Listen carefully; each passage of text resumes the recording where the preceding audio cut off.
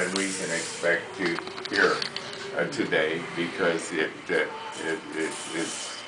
comes exactly true. Aqui.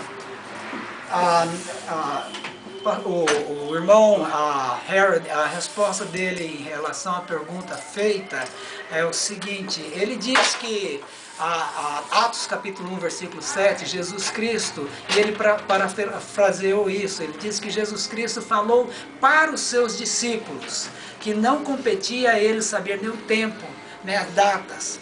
E em outras palavras, Jesus Cristo estava falando: olha, vocês vão se ocupar com a pregação do Evangelho. Isso não é para vocês se preocuparem.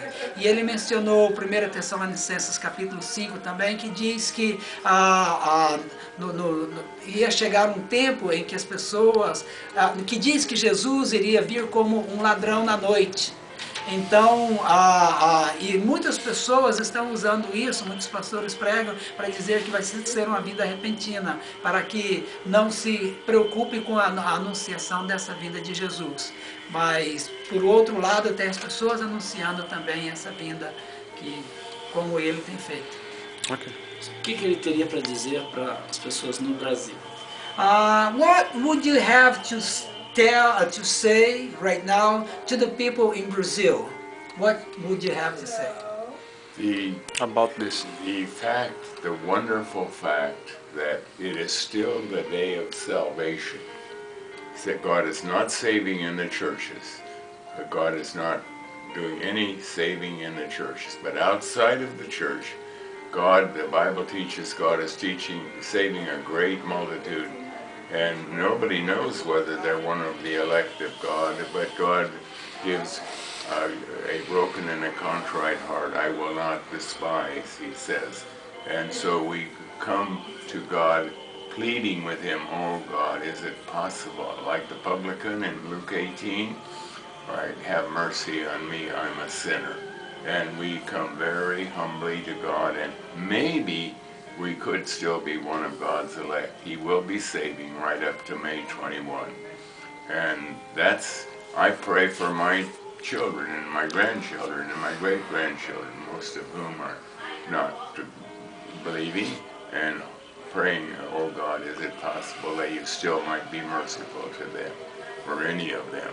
And if anybody is uneasy about whether they're saved, you can't do wrong because God resists the proud.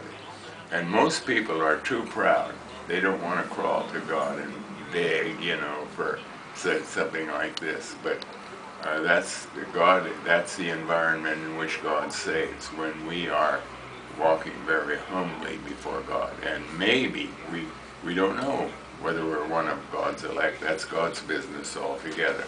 But at least there's that possibility. Ele disse que, na verdade, o bonito a respeito disso, dessa vinda, é que Deus ainda estará salvando pessoas a partir do dia 21 de maio de 2011. Porque a Bíblia diz que Deus não rejeita aquele que humilha e pede perdão. Então ele também tem preocupação com os filhos e com os netos deles. A preocupação que ele tem é que eles sejam um dos eleitos também. Então, que Deus vai continuar misericordioso com aqueles que se humilhar e com os eleitos.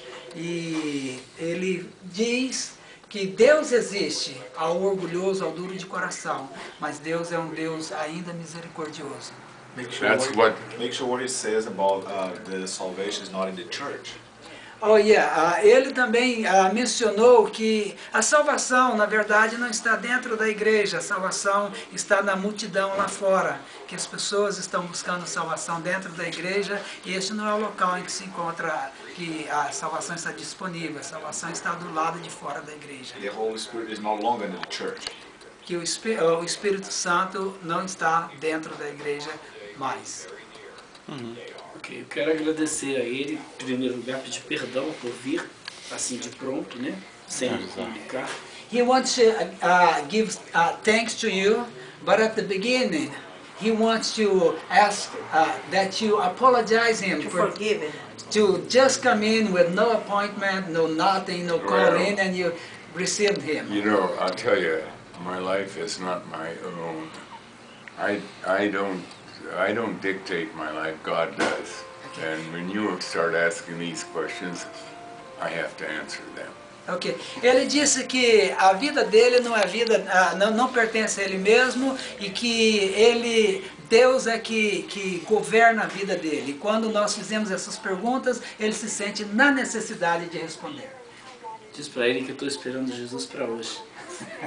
He just said he's waiting for Jesus to come back today.